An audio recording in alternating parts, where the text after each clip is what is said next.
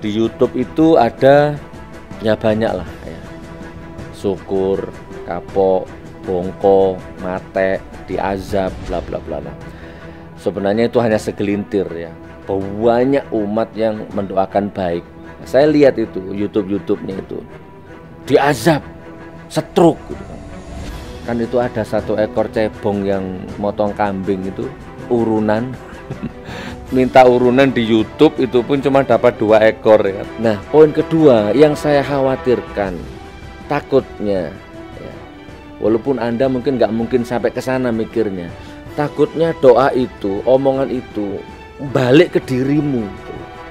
Kira-kira kalau kamu yang bongko itu anakmu, istrimu, bapakmu, ibumu apa sudah mapan?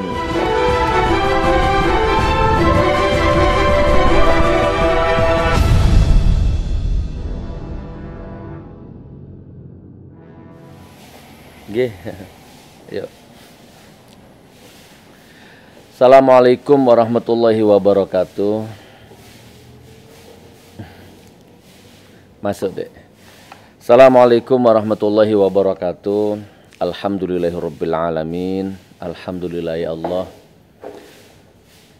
Salatu wassalamu ala Rasulillah sayyidina Muhammad wa ala alihi wa sahbihi ajma'in. Rabbi shrah li sadri wa yassir li amri wahlul 'uqdatam min lisani yafqahu qawli amma ba'du. Alhamdulillah sahabatku, teman, jamaah, umat. Aku sekarang sudah berada di Malang ya. Tadi malam sampai. Sekarang hari Sabtu. Sekarang hari Sabtu tanggal 29. Ya.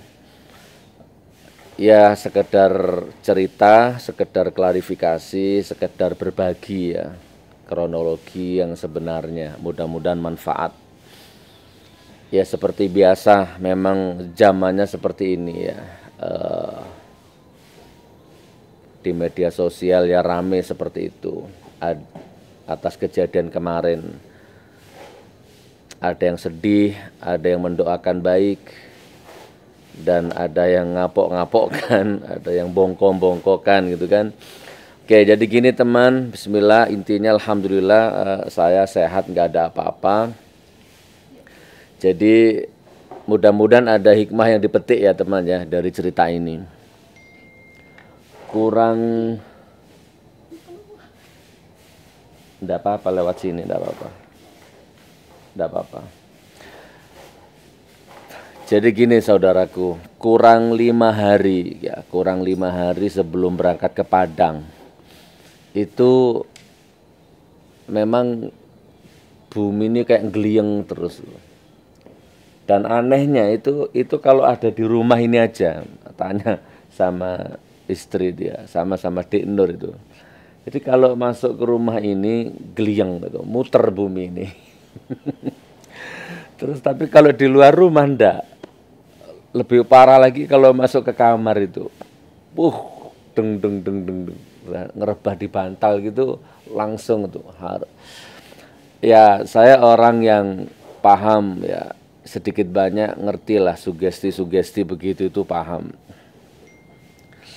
Jadi santet itu nggak akan masuk kepada orang yang sholat. Ya, kalau ada orang kemasukan santet berarti orang itu nggak sholat gitu kan. Santet tidak akan masuk kepada orang yang rumah tangganya bahagia. Kalau orang itu kemasukan santet berarti rumah tangganya tidak bahagia. Karena sesuatu yang buruk itu pasti akan membangun energi buruk, energi negatif dalam dirinya kan. Nah, jadi rumusnya santet itu kan ketika santet itu dikirim ya dengan bobot 1 kilo, itu kan 1 kilo. Kalau yang dituju itu dalam kondisi jelek energinya, maka santet itu justru semakin kesedot. Yang bobotnya 1 kilo itu begitu nyampe ke korban itu bisa malah 5 kilo. Padahal yang dikirim 1 kilo, begitu nyampe bisa 5 kilo, semakin berat bobotnya. Tapi kalau yang disantet itu orang yang sholat, orang yang tenang, damai, bahagia, bobot 1 kilo tadi itu bisa aus di tengah jalan. Begitu nyampe ke sasaran paling hanya seperti daun yang jatuh ke bumi gitu kan, nggak ngefek. Nah, santet nggak bisa masuk kepada orang yang lucu, yang humoris. Lawak yang sedang manggung itu menurut penelitianku selama ini nggak bisa disantet kalau lagi ngelucu-ngelucunya itu. Nah, yang lebih spesifik lagi, santet tidak akan masuk kepada orang yang tidak percaya kepada santet itu. Di dalam hidupnya, dalam rumus pikirannya itu, belief sistemnya itu, aku hidup nggak mikir santet, nggak percaya santet. Walaupun mengimaninya bahwa gaib itu ada, tapi dalam belief sistemnya nggak percaya. Itu mokong orang Jawa bilang. Ya nggak apa-apa, lewati aja. iklan. Ah gitu ya. Bentar ya. Saya ada iklan teman. Mama mau belanja.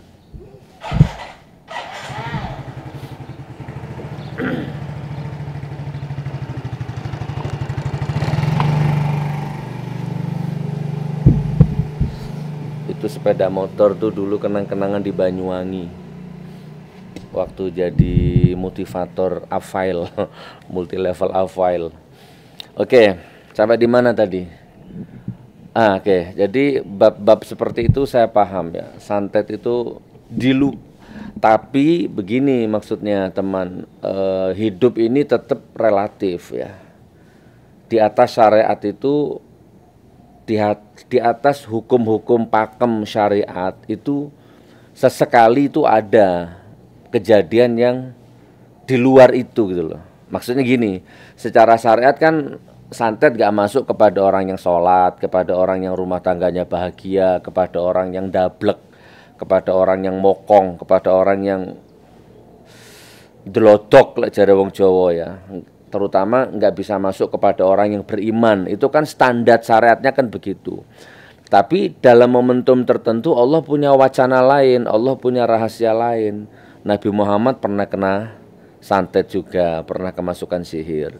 Ulama-ulama, kiai-kiai yang sholatnya khusyuk sekalipun ada yang bisa kemasukan sihir. Nah, 1-2 kejadian ada yang di luar seperti itu. Oke, next, saya percepat. Kembali ke materi ya. Jadi kurang 5 hari itu aku geliyeng gitu teman di rumah ini. Nah, tapi aku nggak periksa darah.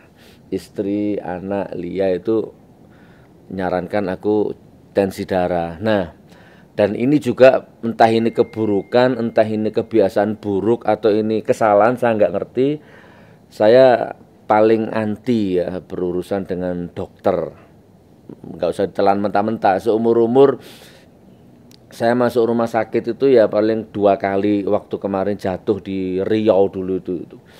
Pas dakwah forsir habis radang itu sama yang kemarin itu. Saya paling lebih baik saya sugesti sendiri gitu loh. Minum air kurma, minum air lemon gitu kan, 9 detik. Ya sugesti-sugesti sendiri gitu. Jarang sekali saya ke dokter ya, tensi darah apalagi. Oke, saya percepat. Kurang 2 hari saya bilang sama Cak Roto itu, sama admin tuh, Cak, bisa nggak diundur jadwal yang ke Padang itu?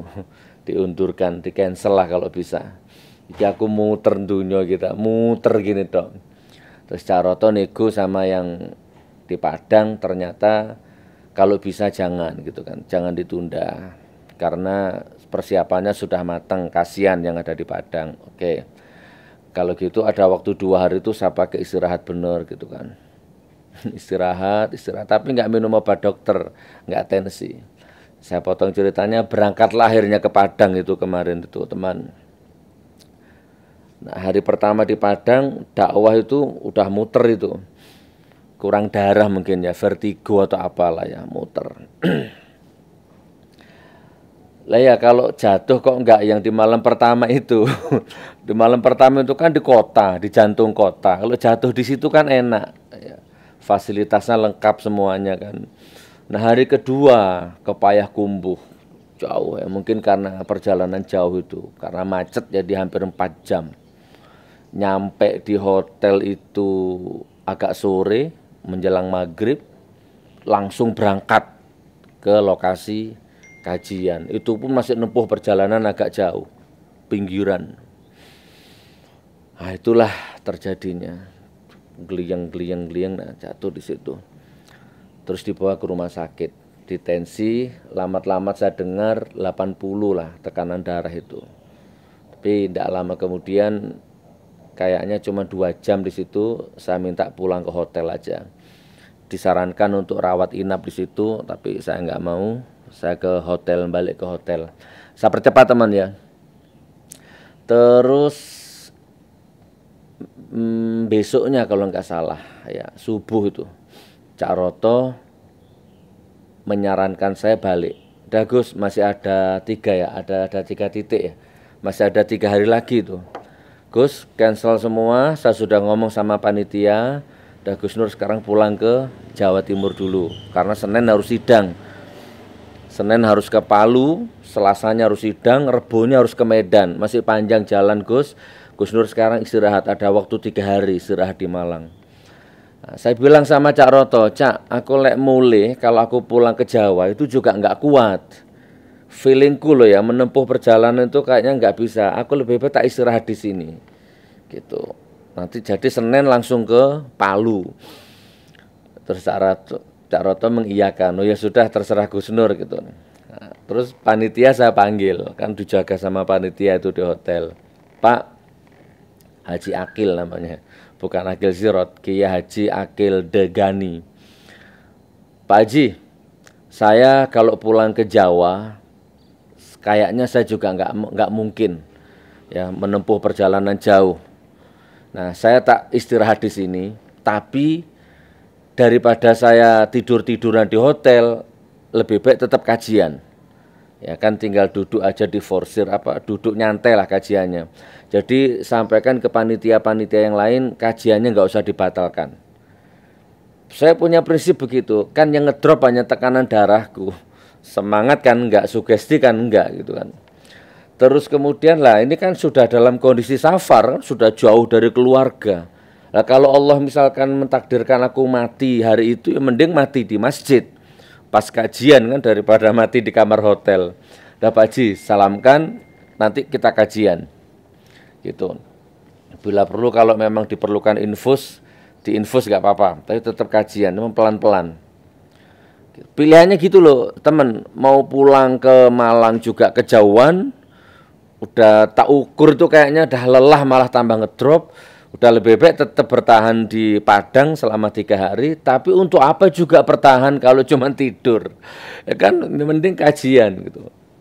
Nah, akhirnya panitianya mengkondisikan kajian tetap jalan. Rupanya panitia telepon Cak Roto, Cak Gus Nur minta tetap kajian, bla bla bla bla. Saya nggak ngerti gimana, tahu-tahu Cak Roto rodok mulai metu ego nih. Gus, udah kalau gitu pulang gitu, daripada kajian ini perjalanan masih panjang, masih mau sidang, masih mau ke mana? Ke Medan gitu kan. Udah pulang aja kalau gitu. Akhirnya dibelikan tiket, ya sudah ditentukan pulang. Alhamdulillah sekarang sudah sampai Malang teman ya. Saya percepat teman ya, saya percepat. Sekarang hari Sabtu, besok Minggu, Senin saya harus ke Palu. Ya, sidang terakhir, Selasanya sidang, Rebonya langsung ke Medan. Jadi gini teman, di YouTube itu ada ya banyak lah ya, syukur, kapok, bongko, mate, diazab, bla bla bla bla. Sebenarnya itu hanya segelintir ya, banyak umat yang mendoakan baik. Nah, tapi yang baik-baik nggak usah dibahas lah ya. Kita bahas yang buruk-buruk saja supaya bisa diambil hikmah dari situ. Saya percepat ya teman ya. Yang bisa diambil itu begini. Saya lihat itu YouTube-nya itu. Di bandara saya lihat ditunjukkan sama Dek Nur, ini apa akun-akunnya ini. Bongko, mate, diazab gitu kan. Jadi gini saudaraku. Ini intermezzo aja ya. Intermezzo. Mudah-mudahan manfaat gitu. poin pertama ini. Seandainya aku bongko beneran gitu kan. Aku bongko lah menurut bahasamu ya. Aku mati atau nggak mati lah, mate gitu ya. Aku bongko, aku mate gitu. Aku pakai bahasamu. Kapok, mate gitu kan. Diazab, stroke gitu kan. Itu bahasa-bahasa cebong ya, bahasa-bahasa togok. Bahasa-bahasa kenal aja enggak kan begitu ya. Ngutang duitnya juga enggak gitu kan. Nah, tak kasih wacana ya saudaraku ya. Seandainya aku mati beneran, bongko beneran. Ya. Alhamdulillah minimal ya, minimal keluargaku enggak akan terlantar. Gitu kan? Dan aku sudah tenang. Jadi percayalah ya, posisi ini sudah posisi udah nggak usah ditawar-tawar lagi, nggak usah khawatir ya. Itu bongko mati itu urusan Allah. Siang, pagi, malam, sore udah nggak masalah itu. Kalau aku mati beneran, itu minimal anakku, keluargaku itu udah nggak ada yang keleleran. Ini rumah ini 1,5 M ini di perumahan Green Hill, Malang, Karangploso itu. Ya, pasarannya 1,5 M. Ini aku Bloko Suto ya. Di Sawu Jajar juga bangun ya. Di pesantren di Palu besar dan banyak ya, nggak usah disebut. Makanya kemarin itu mumpung saya ingat waktu saya divonis di pengadilan Surabaya ya waktu itu ya, kan itu ada 1 ekor cebong yang motong kambing itu urunan minta urunan di YouTube, itu pun cuma dapat 2 ekor ya kan. Hari itu tuh adikku yang namanya Puji yang kemarin Anda lihat itu ngakak dan dia emosi ya. Mas, iki ono wong sapa iki kenal ora, Mas?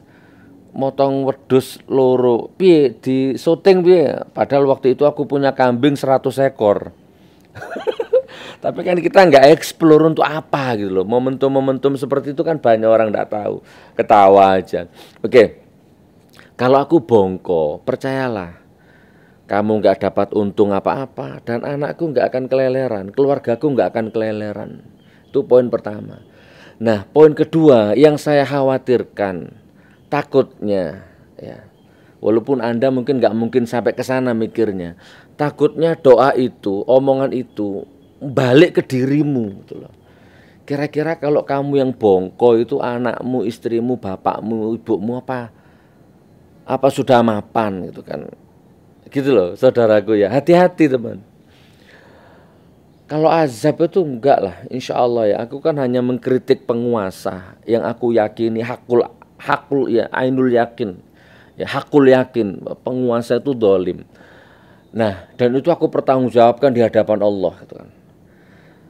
Nah pertanyaannya, terus kamu benci banget sama aku, ngeritik sama aku, itu kamu dapat apa? Enggak, aku enggak tega saudaraku. Nek yang bongko kamu, terus yang tiba-tiba bongkonya anakmu, bongkonya istrimu balik ke dirimu tuh, terus kira-kira kamu dapat apa juga? Apa kalau aku bongko terus kamu dibayar sama Jokowi 1 miliar gitu? Atau sebaliknya kalau kamu yang bongko terus kamu disantuni sama Jokowi itu?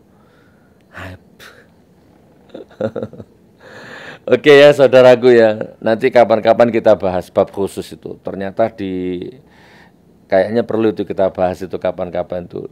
Akun-akun cebong itu ya, akun-akun togok itu kita bahas kapan-kapan. Mungkin setelah video inilah ya.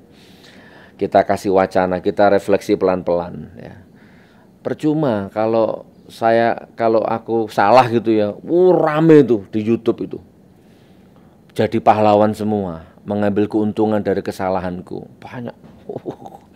Ya kan, aku nggak ngambil keuntungan dengan mengkritik rezim, tapi di YouTube banyak akun yang mencari keuntungan ya dengan kesalahanku, kekhilafanku. Dan apakah kamu pikir aku jatuh? Enggak. Innamal a'malu binniyat. Di atas semuanya itu ada yang namanya innamal a'malu binniyat. Walaupun aku salah menafsir ayat misalkan, aku salah nyebut nama surat dan sebagainya, itu aku tetap meyakini bahwa bukan itu yang dinilai sama Allah, tapi niat dalam hatiku itu yang jadi patokan Allah. Dan Kalau Anda berpikir bisa menjatuhkan aku dari situ, salah besar. Kan sudah pernah saya sampaikan, kamu nggak akan bisa menjatuhkan diriku. Kenapa? Yang pertama, aku nggak takut jatuh. Yang kedua, aku nggak cari kedudukan apa-apa. Aku yang nggak cari gelar ustadz, nggak butuh gelar ustadz, ya. Nggak butuh apa-apa. Jadi yang bisa menjatuhkan itu hanya Allah dan aku. Tergantung niatku. Apa dek? 20 menit. Oke saudaraku, mudah-mudahan aku gak wani dhuwur-dhuwur sik nadane. Ini obrolan santai.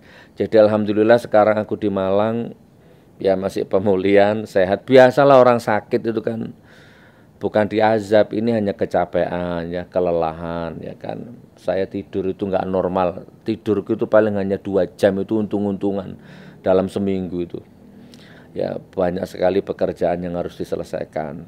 Oke ya saudaraku ya, ini hari Sabtu, tanggal berapa tadi? Tanggal 29, aku sudah berada di Malang. Alhamdulillah teman sehat, nggak ada apa-apa, doakan.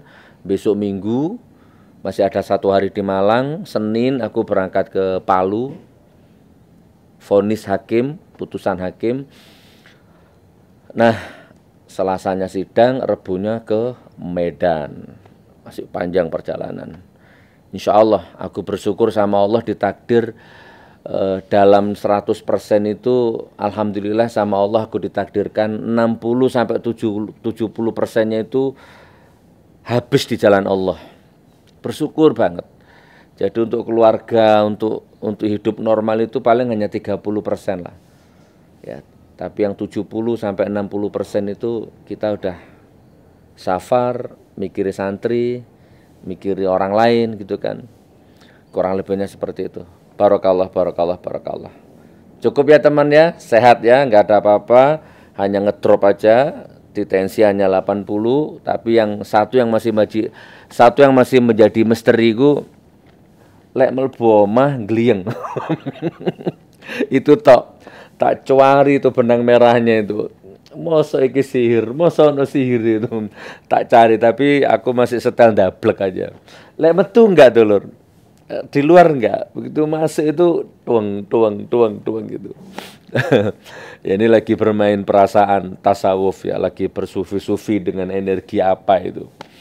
Tapi insya Allah enggak akan ngefek buruk apa-apa dengan saya insya Allah. Wis ya, barakallah. Mudah-mudahan manfaat. Assalamualaikum warahmatullahi wabarakatuh.